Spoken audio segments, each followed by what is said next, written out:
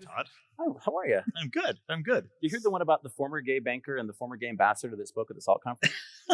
How did that one turn out? I guess we'll see. Yeah, exactly. Yeah. Well, I want to thank Joe and Anthony and the whole team at SALT for having us today. Really, really excited to be here. This is actually the third time I've gotten to speak at the SALT conference, and I dragged my buddy Rufus here. It's my first, so hopefully not your last. And, hopefully not my last, and certainly the first time I've been in a room full of so many people in 20 months now. So it feels pretty damn good, to be honest with you. So I'm glad. Thanks for having us. A little social distancing there. That's good. Indeed. So we figured we'd just start with a little bit of a level set in terms of the world of LGBT equality in business. Even 90% of them were financial. So I thought, well, why as a financial services institution wouldn't we service this really opportunistic market? And so I put together a plan, and we brought in almost $2 billion in the first 4 years. And that was exciting because I got to keep my job, but I also got Merrill to support the gay community because I proved it was a business opportunity. And so fast forward, when I started out leadership 10 and a half years ago, you did not see CEOs using their economic platform to advocate for equality. You did not see companies signing on to any of these bills or these collective actions. And so I wanted to start that platform. I looked at Davos, World Economic Forum, SALT, Milken, and I thought, could I create that for LGBTQ equality? And so we did. So we're now the first and only global LGBT business organization. We have about 700 CEOs, some of whom are here today, Dan Loeb and others, who have spoken at our summits and supported our work in New York, London, Hong Kong, Paris, Sydney. We have 91 companies that are members. And using that collective action, we've been able to convene investor statements in places like North Carolina or Indonesia on LGBT equality as a business imperative. Yeah. And so from a Rufus perspective, we had the pleasure of meeting many years ago when he was ambassador in Europe. And so I want to flip it to you. I think we jokingly say that we're accidental activists in the sense of we've taken a business platform or a political platform and used it to advocate for equality. As one of the first openly gay ambassadors, give us your take on that / growing up. Yeah, I think the personal journey is so connected. You use the term accidental activist, which is kind of what I think both of us are. And it's I still don't consider myself an activist. I just consider myself to be honestly grounded. I never lie about who I am. And I think one of the things we forget about if you are an LGBT person in the workplace, and you know all this data, and we'll get into that in a second, but so many of us are closeted. And despite the fact that I was closeted in my 20s in the workplace, in the latter stages of my career, I've always been very open, and I've had very sort of public facing jobs. And what I think you realize is that it really makes a difference. So I'm going to talk about this in two different ways. I think so. My dad, when I was a kid, I came out at 18, and my dad at the time was a CEO of a bank in Boston. It was Bank Boston at the time, and Fleet after that. And and I grew up in a fairly conservative and somewhat homophobic household, not religious, but just didn't really understand what this meant when their son came out of the closet. And this led my parents to go on this really intense journey personally, but also as a business leader. And I think that was really interesting, both as a family, as his son. You know, my dad back in the 90s was going to his board of directors as CEO of Bank Boston, and asking for support for the board for domestic partnerships. And if you all know what domestic partnerships is, this would feel like a draconian idea now. This was just about providing health insurance to same-sex partners of your employees, and actually got voted down initially, meaning the board of directors was like, there's no way in hell that we're doing that. And this is not that long ago, right? This is just, this is what, 25 years ago, something like that. Yep.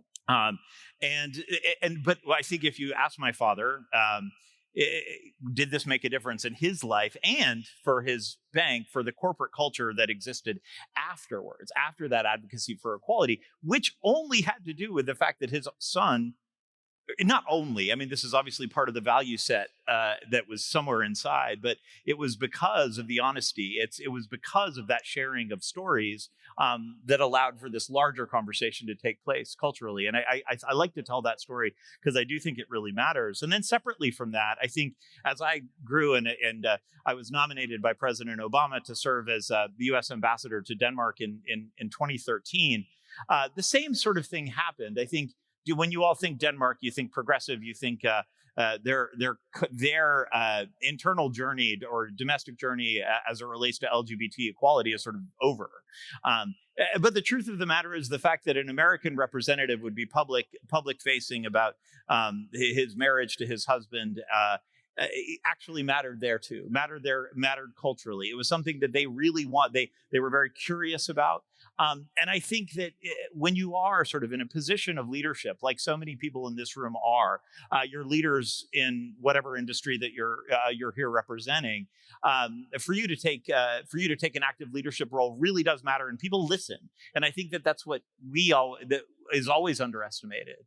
And so it's and we could tell a million stories about how that kind of came to be, but it's been very, very meaningful. And I never thought that I would be considered to be an LGBT activist in any way. I've just tried to do my job like you have. And then you realize just there's so much work to be done. Yeah. But I want to key on a couple of things you said. First of all, it's being out and visible. I mean, the fact that people are out as leaders, as ambassadors, as bankers, as lawyers, as people in humanity matters significantly. And yet, I think if we took a poll in the audience, you would probably think that most people would assume that with marriage equality passing, that all the issues are gone, right? Like that there are no issues for LGBTQ people in the United States or around the world. And that's patently false. And we can talk a little bit about that.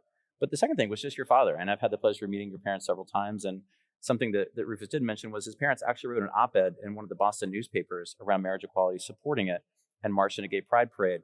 And I had the opportunity to interview them at an event in Boston many years ago.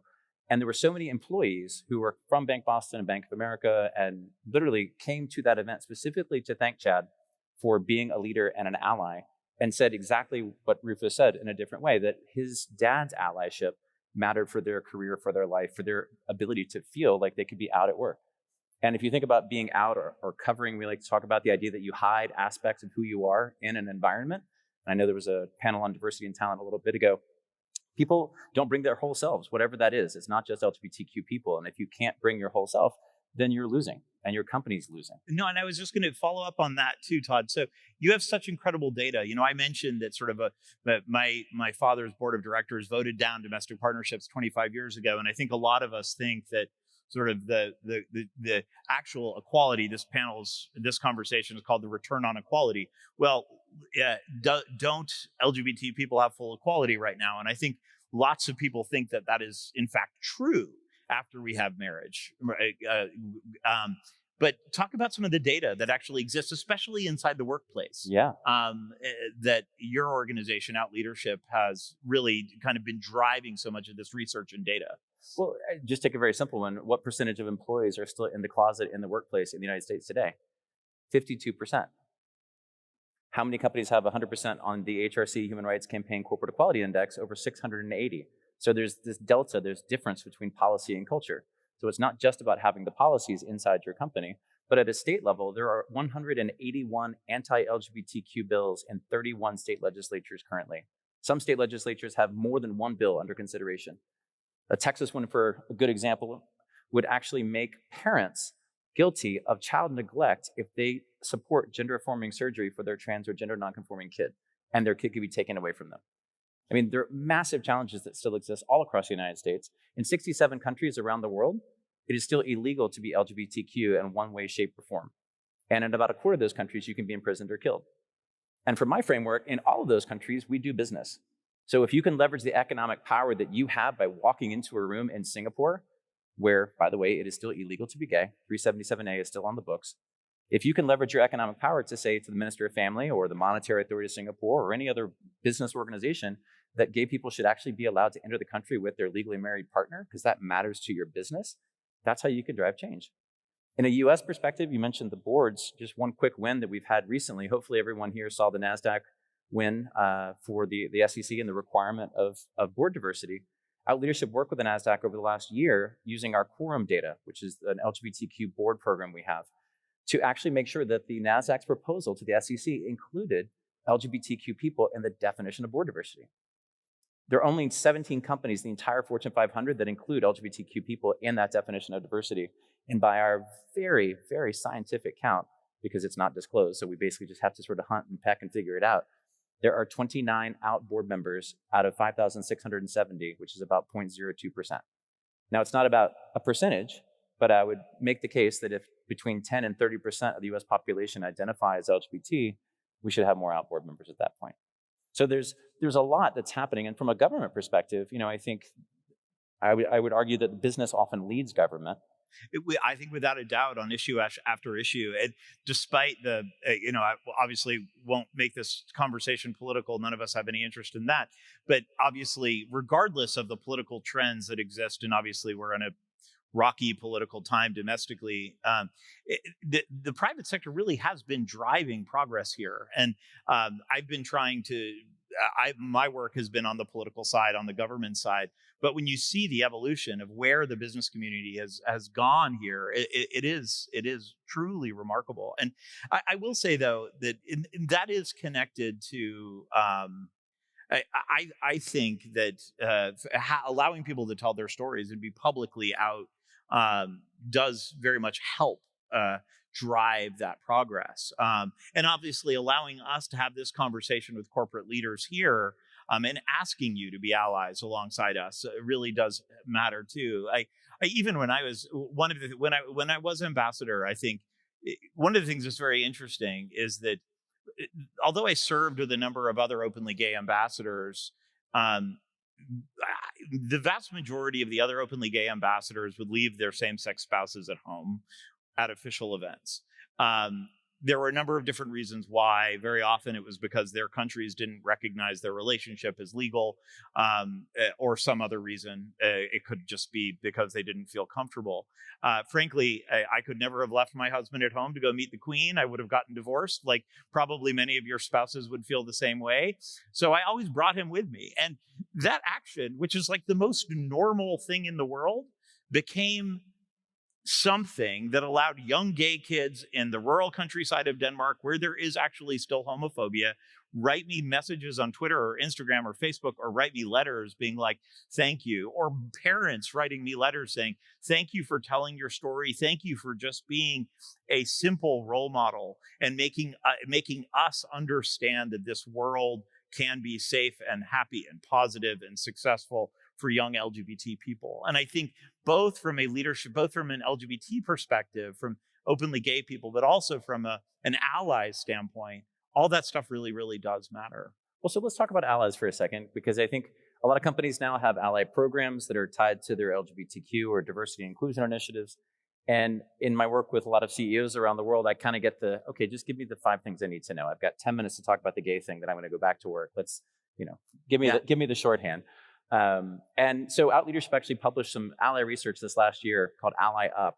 And we surveyed 5,000 respondents from 11 countries to really kind of distill down what LGBTQ people need from their allies and what allies think they're supposed to be doing. And there's this disconnect there. And the number one thing that I say to allies is that they have to come out as well. So people always ask, when did you come out? So Ruf, when did you come out? First time. 1993. I was 18 years old, and I'm 47 now. Been out for almost 30 years. So we both came out at 18. I'm significantly younger than Rufus is. Not really. But coming out is a constant process. Every time I travel, I have to decide, do I come out? Every time I go into a conference room in a company, I have to decide, do I come out? And your LGBTQ colleagues and friends and neighbors, et cetera, have to do the exact same thing. Coming out is a constant process for gay people. There is never one time. And you have to make that decision. And that actually makes us incredibly great empathetic leaders, because we read a room. We walk into a room and have to read it for psychological safety. Are these people going to be okay if they find out I'm gay?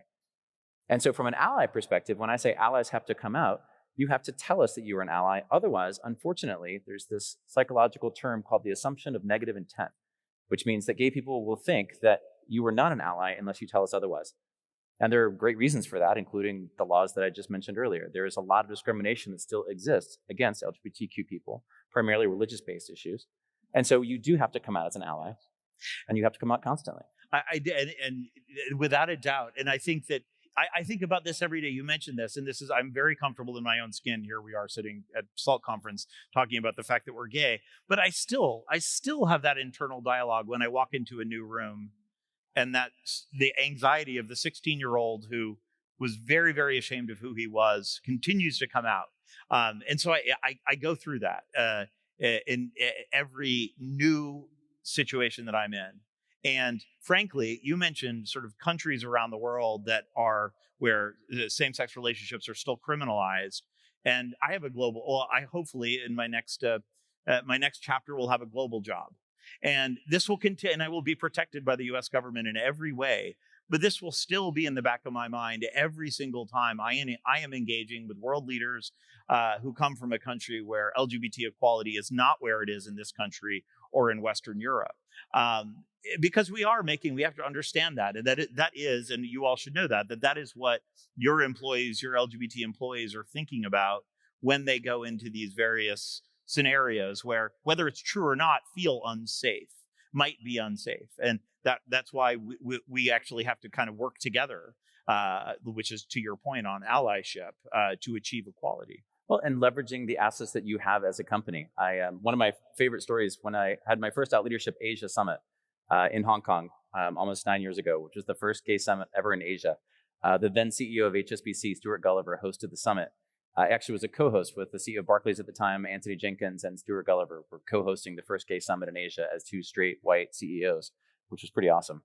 And at the end of the dinner, there were two screens, kind of like these, I guess, and they showed the HSBC building in Hong Kong. And if you've been to Hong Kong, you know the HSBC building. It's on the currency. It's like the Empire State Building here in New York.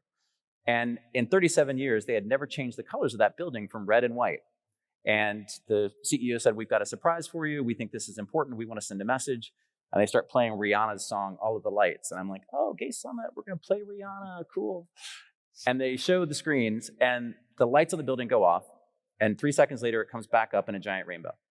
And they rewired the entire HSBC building in the middle of Hong Kong into a giant rainbow and left it up for 4 nights. We later found out it was the single largest press event HSBC had anywhere in the world that entire year. Well, fast forward, every year they light it for the Out Leadership Summit, and now all their competition do as well. So Hong Kong is awash with rainbows once a year. And if anybody has Apple TV and the flyover screensaver, if you ever see the Hong Kong at night, it's taken during the Out Leadership Conference because it's all the rainbows. And if you think about that, that's a simple message. That's a simple symbol. But going back to my Singapore example, the next day, Stuart Gulliver flew to Singapore because he was chair of the Monetary Authority of Singapore. He had just hosted a gay summit, and now he's in Singapore in closed-door meetings with the Monetary Authority in a country where gay people still are criminalized. So the opportunity for you to leverage that soft power that you have is something I would encourage all of you to do. We have a ton of resources from an Out Leadership perspective, our CEO briefs, et cetera, that I would encourage you to take a look at. Yeah, I just reiterating what Todd said, that the impact that you can have for maybe an employee that is in the closet that hasn't had the confidence to actually come out, maybe out in his or her private life, but not out in his professional life. That leaders, that allied leader CEOs, not even just CEOs, but any sort of manager, the impact's real. So I want to do something a little bit different, Ruth. We've got just a few minutes left. I want to do a quick little audience participation moment here. I feel like people are maybe on their phones or maybe not even fully there. So we've been talking about LGBT rights and equality, and there we go. Thanks, Joe. And so I want to do a little bit of a survey. How many of you would say if I came to work at your company, it would totally be okay to be gay, or it's totally okay to be gay right here in the room? Just show of hands. Like, how many would you say? Okay, that's pretty good. How many of you would say, you know what, give it a little bit of time, maybe it's not so cool because we've got folks in Kansas or Tennessee or, all these other places, maybe give it a year. How many would you give, like, middle of the road? No hands, okay. So then I'm guessing, but let's still ask, how many of you would say, totally don't do it, not cool, can't come out here? Nobody, all right. Well, so I want to stress test that a little bit. I want to actually talk to a couple of gay people in the audience and see if that's true for them. So I'm not going to ask for volunteers. Rufus can back me up on this. Gay people have this thing we call Gaydar. Have you guys heard of Gaydar? So it's the ability for gay people to find and point out other gay people. It's this ability to find gay people through the eye of sight. So I'm just going to point out a couple gay people here in the audience, and I'm just going to ask them. So got a little.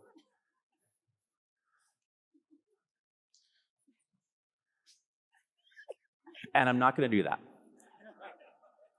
But I want you to think about, if you had any fear in the pit of your stomach, if he pointed at me, would I be embarrassed? Would I be shamed? Would it be different for me the next day I went back to work? That's the feeling gay people have every single day when they're in their closet. So as you're going out today and you're thinking about going back to your office or going back to your workplace or going back to your ambassadorship or going back to the federal government. I end it tonight too, because I actually love, first of all, I love that everyone raises their hands when they think that their businesses are a welcoming place for LGBT workers. But what's the data? Because we didn't actually talk about that. Well, technically, they're really not. The number one thing that LGBTQ people need allies to do is to actually stand up and say something in a room, in a situation, in a company, et cetera. The number one thing allies think they're supposed to do in a company is go to the gay cocktail, right? You've got an employee resource group, show up and have a drink, versus using the platform. Like, that's why this conference matters so much. That's why I'm so grateful that Joe and Anthony invite us to this conference, because I don't know how many times you hear about LGBTQ issues in business conferences, but I bet it's pretty slim. I mean, I get to come to a number, which is wonderful. Yeah. But this isn't a diversity conference. This is a leadership conference, and leadership matters. So I would say making sure that you are coming out as allies, that you are actually making sure that if you work for a hedge fund, do you have a diversity investment mandate? Do the companies you invest in have diversity on their boards? Bet they do, but I bet they don't have LGBTQ in that definition. You've got tons of assets to deploy in the marketplace. Use that economic power that you have to make sure that LGBTQ people are represented, that you're not investing in states, for example, where LGBTQ people are marginalized. We have a climate index that Out Leadership has built that we update every single year, and we rank US states on how LGBTQ friendly they are. And there are some really terrible states. And we actually know data-wise that LGBTQ people will leave an LGBTQ unfriendly state to move to a more friendly state, and they're willing to give up a third of their compensation to do so. So from an economic argument perspective, you have a massive opportunity to create change. We're working with a lot of, like BlackRock, for example, just joined Out Leadership. We've had a number of hedge funds and a number of private equity firms. Lloyd Blankfein was our first board member, for God's sake. We have a lot of leaders who have used their platforms to help us advocate for this. And I think that would be the ask for both Rufus and I. Following this conference, I'd really love for a number of companies that have never been involved to be involved. Join Out Leadership, join the coalition of companies that we are creating around the world to advocate for this change and this equality, because there is a business issue. It is. And I would say, in closing, I would say this, for all the progress we have made, and we've made remarkable progress, because the board conversation that I referenced in the 90s, it would be unthinkable in the United States these days, maybe not unthinkable, but very unlikely in the United States, certainly at a high level. But the fact is that we are sliding backwards in a number of different ways, not only in certain states in the United States, but also globally. So there is work to be done. That this fight for equality, as this panel is called, it can never be over, because the moment you stop fighting for equality is the moment you start losing, as far as I'm concerned. So with that, we want to thank you for inviting us. Thank you for listening. Thank you for the participation. Hopefully that was actually stressful a little bit. And Joe and Anthony, thank you for having us. Thank you. Thanks. Yep.